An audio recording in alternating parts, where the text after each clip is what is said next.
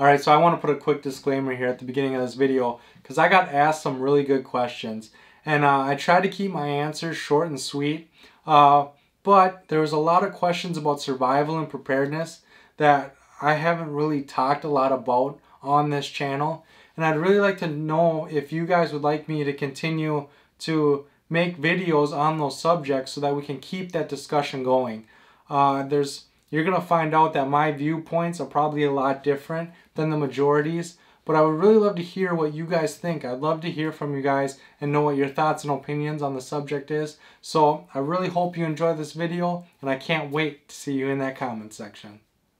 Alright, so I was tagged to do an 11 question video. I have the questions on my phone.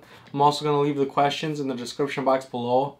Last time I did a tag video, I left it open and I told everybody that if they have already done the tag or if they want to do the tag, to leave the link of their video in the comment section down below. And that turned out to work really well. I got quite a few links in the comment section, and it really helped people find one another, and it helped spread a lot of knowledge through that. And so that's what I'm going to do with this video as well. So I'm not going to tag anybody at the end, but if you've done these 11 questions, leave a comment to your video in the comment section. Or if you would like to do these 11 questions, I'll leave the questions in the description box, and then leave a link to your video in the comment section, and it'll just help us all learn and grow together. And that's what I love doing these tags. I really like YouTube that gives us the ability to learn and grow together, and these tag videos I'm seeing are really allowing us to do that. So let's jump in. Question number 1, what's your favorite drink? Mountain Dew. That's not question number 1, I just needed some Mountain Dew. Question number 1, do you prefer to go on a trip alone or in a group? I like to go alone a lot, but I also like small groups, like 3 or 4 people. I don't like large groups of people. It gets too cluttery. It gets too, I like like 3 to 4 people tops. Maybe a couple more depending. If we're all friends, you can have probably like 6 people, but I don't like big groups. So I either like to go solo or in very small groups. Next, what has been your most challenging trip or hike to date? My most challenging would probably, I don't know. The biggest challenge I'm facing right now is finding land that will allow me to use their resources. I'm going to do a video about Minnesota and the laws and rules and regulations of their state land and stuff. But the biggest challenge, and I think you all know this, is that the land that I've been using got harvested. And so finding new land that's going to allow me to use their resources and do the things that I want to do is becoming a big challenge. So that's the biggest challenge I'm facing so far. Next, what is the most beautiful sleeping place so far? I'm trying not to edit this so you guys can see my real answers, but my most beautiful has to be on that river. You all seen that river. I'll leave a link, or I'll put a card of the trip video. It's actually in this corner right here. But some of my trip videos, you'll see the river and you'll know what I'm talking about. It's gorgeous out there, and yeah, I love being on that river. What next? What winter outdoor activities do you do? I like hiking. You guys have seen me hike. I like camping. I haven't found a place that will allow me to winter camp this year, but I do like it. I like how no bugs. I like the peace and the quiet. There's usually nobody around. And so you're just the peace and the quiet. And then there's something about winter camping that's just extremely rewarding. It's a lot harder than camping in the other 3 seasons. Everything seems to be a struggle when you're winter camping, and it just it adds to the amount of work that you have to do, but it also adds to the sense of accomplishment. You know, when you're winter camping and you're sitting at a fire and you're warm and you're tucked into a nice warm sleeping bag and everything is comfortable, you just get this sense of accomplishment. You get this sense of, you know, security, that even if it's 10 degrees outside, 10 degrees Fahrenheit, that I'll be okay, I'll be fine, right? And so that sense of security and that sense of accomplishment, I really enjoy that. And so hopefully I can find a place that'll allow me to camp all year round. Next. Have you ever been seriously hurt in the outdoors? Not seriously hurt. I mean, I've cut myself with my knife 100 times, you know, while I was learning. I've fallen and scraped up some knees and some elbows, and I've burnt myself pretty bad a time or two with the fire. But, you know, when you're learning, that's how it goes. That's how you learn. I guess there is one time where I got leeches really, really bad.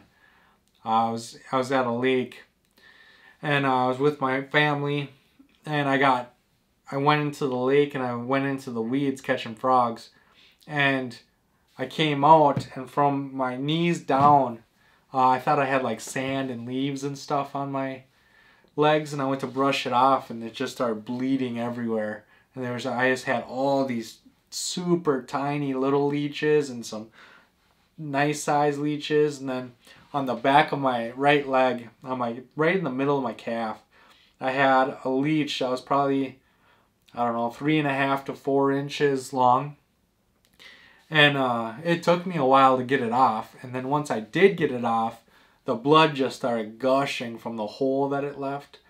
And it took us a long time to get the blood to stop, or get the bleeding to stop.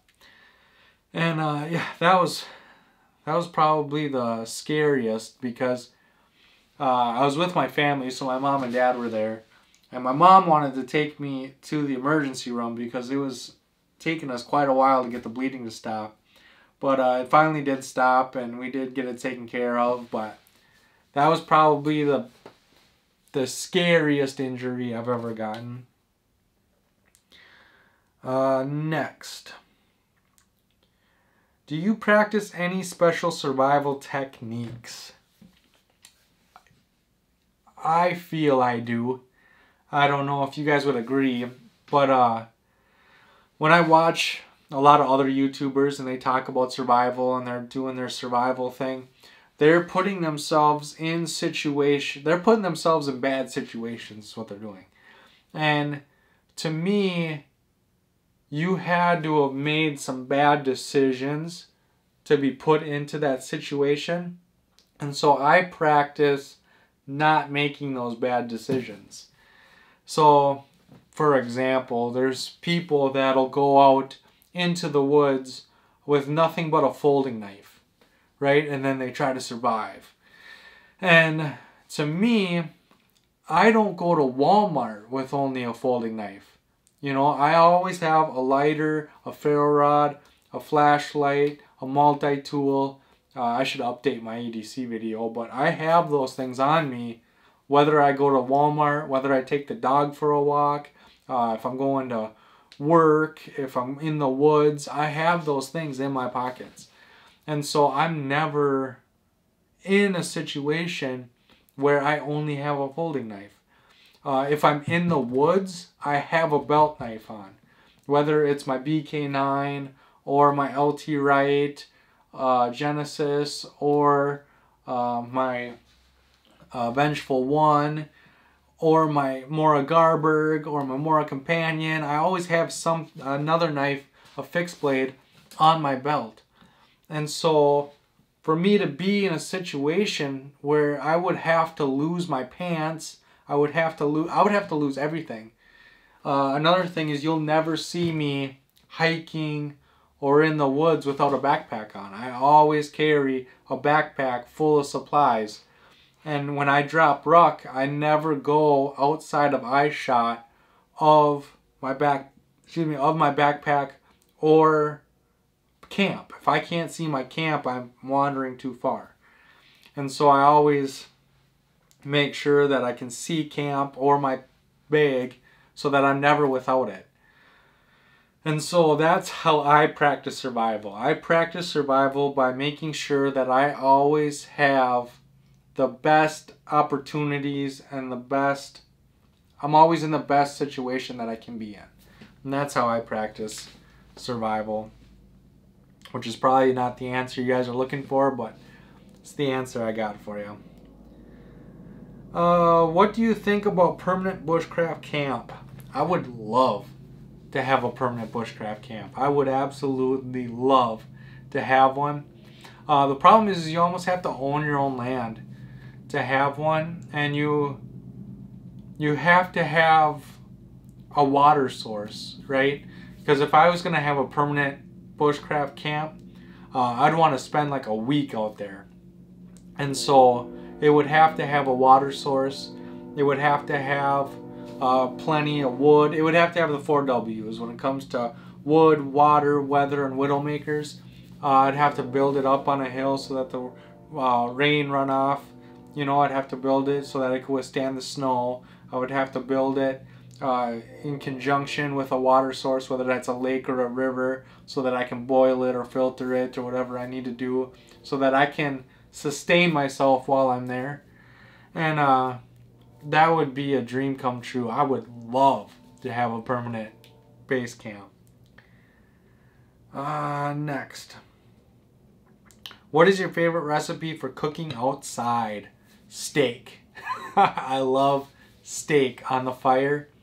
There's something about it. You can't replicate it. When you cook steak over a fire, there are people that say they can do it with a grill. There's people that say they can do it on their stovetop, and I don't believe you. I don't believe you. I've tried everything I could possibly try, and there's something about cooking the steak over a nice wood fire that just, it's so good. It's so good. And yeah, it's my favorite thing to eat in the woods. It's expensive, so I don't get to do it all the time. But when I do, it's very, very rewarding. How do you motivate yourself in bad weather? I just sleep it off. When the weather's bad, I'll set up a tarp, or I'll set up, like I said, I always have supplies with me, and so I'll fly a tarp, and I'll start a fire, and I'll read, or I'll do whatever I gotta do. Or if I already have camp set up, I'll just sleep. I'll go in the tent and I'll sleep. Yeah, I like to read, especially in bad weather. When there's bad weather and there's nothing else to do, getting into a good book, I like to read outdoor books. I like to read like Bushcraft 101, and I'm starting the Bushcraft Bible. I'm reading How to Start a Fire with Water. I just like outdoor books. I love being out in the outdoors. I like reading about the outdoors. I like outdoor gear. It's taking over this room. And so anything that I can do to better knowledge myself, or better prepare myself, or to learn something new, that's what I like to do. Even if it's just playing with new trinkets and gadgets, learning how to use different things, that's what I do in bad weather. Is I utilize that time to just learn something new. What would be your dream destination? I would love to camp in a rainforest. I think that would be the coolest thing ever. to just be in the jungle and be in that rainforest and all the animals and all the everything. I've only camped in the eastern woodlands. I live in the eastern woodlands. I've camped in the eastern woodlands. It'd be cool to go to like the rainforest and maybe a desert and maybe the outback in Australia and a safari and all these different environments, just to see how it differs, you know, like what's the same and what's the difference, and you know, how do you handle things differently in these situations, and just to learn more about different environments and the techniques that are involved in them. Because if you've watched my channel, you know that I combined like hiking, bushcraft, camping, and you know, I mix everything together, and I come up with different ways of doing things. And it would be cool to learn all the techniques in the different environments and kind of do the same thing. You know, so like in Minnesota when it's 110 degrees, you know, and when the desert, what do they do at 110 degrees, and try to utilize those same principles here in that heat, you know, and to just kind of learn the best practices from each environment, so that like if you're in the rainforest and it's raining and it's pouring and you learn how they handle that situation, you can better handle the rain and everything in your environment. And then same like if you're in the desert and the heat of the desert on those hot sunny days in your environment, you'd be able to utilize those techniques and make an environment that's perfect at, you know, where you're at. And it would just be cool to learn all those things. If you haven't noticed, I always talk about how we can learn and grow together, and I always talk about how I want to learn more. That's like what fuels me. I love to learn more about everything, and I love to learn new techniques and tricks and how to use different gear, and that's what the outdoors helps me with, is it helps me learn a lot of things that I love to do. Next question. What is your heaviest piece of equipment? My battery's about to die, so if it cuts out, my battery died.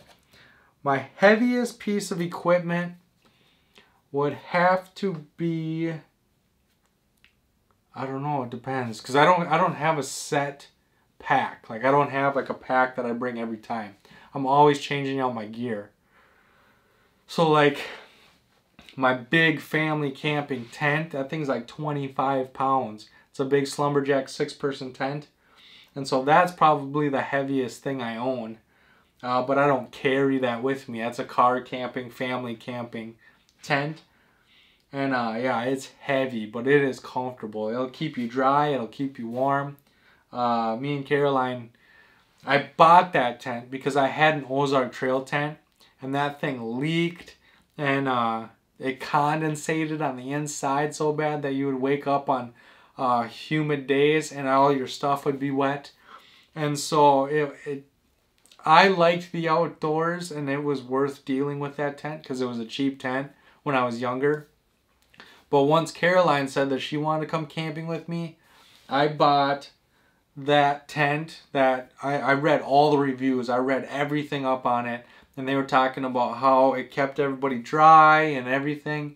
It had the rain fly that went all the way down, and it was perfect for storms and everything. And so that's the tent I needed. I went out and I bought a big queen size air bed. I got some good blankets. I tried to make it as comfortable as humanly possible, so that when she first went camping with me, literally the only thing she had to worry about was the heat and the bugs. And we would go and we'd cool off in the river, or I don't remember where exactly we went first. we were by the lake, and so we would go cool off in the lake.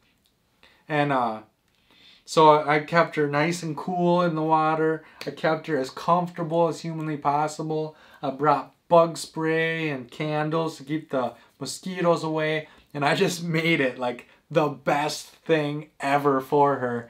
And because I think if I would have just brought her out and had her in that Ozark Trail and everything was wet and everything was super uncomfortable, I don't think she would have gotten into camping the way she is now.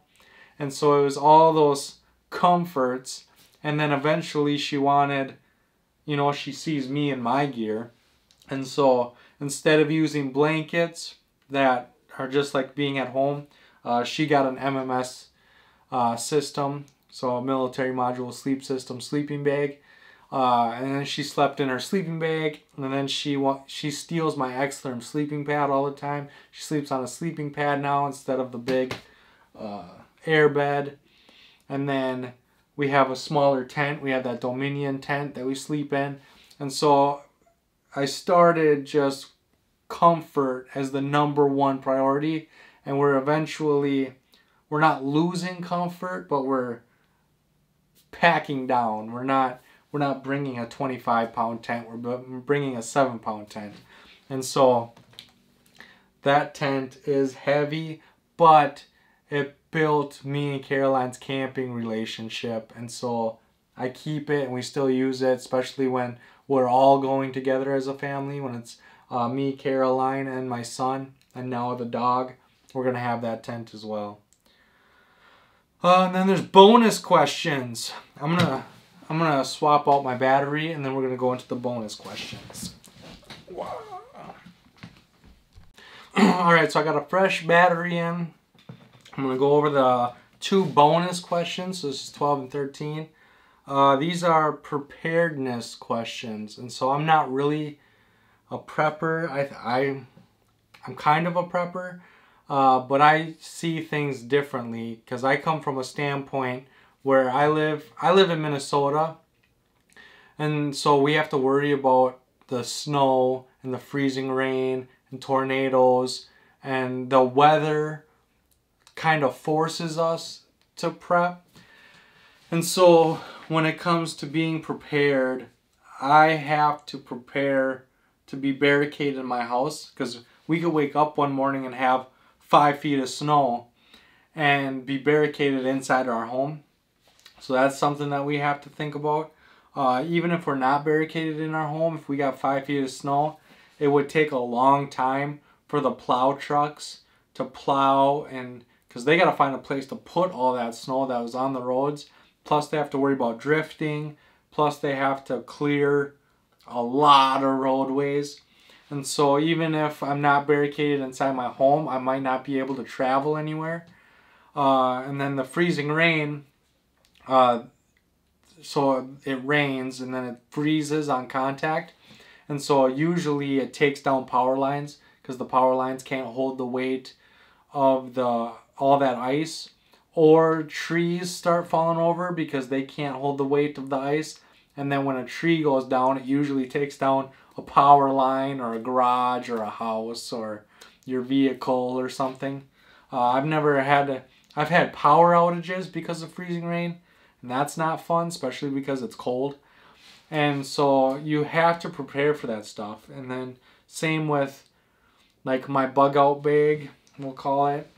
If there's a tornado and it takes out my house, I have a bag in the basement where my family will be, and it has clothes and swimsuits and a Visa credit card and things in it, so that if a tornado takes out my house, I can use the credit card to get a hotel room somewhere else, and then we'll have our swimsuits to sit in the hot tub or go swimming or whatever. I have coloring books. I have different things in it, but it's not like to go into the woods or escape civilization. It's, you know, to get to grandma's house or my mom's house, so then we can stay there, or to get a hotel room, or, you know, so it's, my bug out bag isn't a disaster, well, it is a disaster preparedness plan, but it's geared more towards weather. All my preps are weather related, they're not doomsday related. So now that you got a super long introduction to my preparedness, let's go over the questions. Would you still prep if you were severely disabled? And again, yes. Simply because even if I was disabled, I still got to eat. I still, you still need food, water, and shelter. So it'd be the same whether I was disabled or not. I still need all that stuff. If there's 5 feet of snow, it's no difference if I'm disabled or if I'm not. You still need food, water, and shelter. How would you deal with a family member who is epileptic and the medication runs out? Would you leave him or her back home alone when you bug out? No. Okay, so the medication runs out. I'm assuming that it's like a doomsday type thing. So in that kind of case, I still wouldn't, because there's, again, I see things differently. Because if I live in the United States of America, so the United States of America, boom, shut down, done, over, medication ran out, the whole United States, I feel the rest of the world would eventually come help us. As soon as whatever happened was done happening, if we could make it through that initial whatever it would be, if we can make it past that, other countries would come and help us and give us some medical aid and give us all that. And so I wouldn't leave them. It would have to be a global, just doomsday, barely any survivors for me to lose hope that I wouldn't be able to take care of that person. Like, it would really have to be something that just on a global level for me to leave a family member or a loved one behind. Simply because I'm not a quitter. I'm not gonna just be, medication's gone, you're screwed. I'm gonna find, I got medicinal books. There's got to be plants or something out there that can help them. There's got to be, because all medication comes from plants. And it comes from nature. Your medication just takes, like mullein, it's good for a head cold. And so it takes that part that's good. It's got all these different factors in it. And the part that's good for a head cold, they just utilize that part and then they get rid of everything else and they just stack that one thing on top of each other to give you your head cold medicine, right? And so if you have a head cold, I can just go get a bunch of mullein and I can help you. Or I can go and I can learn, I have the books to learn what plants are for what, and I would try my best to keep everybody as comfortable as possible, regardless of what medications they're on or what disabilities they have or anything, because eventually we have to rebuild. Eventually there is going to be help. Eventually something's going to change for the better, and I want everybody to be there to experience that. So I wouldn't give up on anybody. But that's just my personal opinion. I know a lot of your opinions differ. If you want me to talk more about preparedness and how I prepare for these small things, let me know in the comments section. I've thought about talking about this. I've thought about talking about survival and preparedness on this channel. But because my outlook on those two topics seems to be completely different than the mass majority of everybody else's, I kind of just leave it to the experts. But if you'd like to just kind of get my opinion on things, I would love to make those videos because I would love to get your opinions on them. I would really like to learn a lot more about those subjects. Maybe share ideas and different outlooks on different things, just so that we can all kind of learn together and kind of become better prepared for situations in our own environments. So if you want me to talk about that stuff, tell me in the comment section below and I'll start doing videos on preparedness and survival, but it'll just have my own twist on them.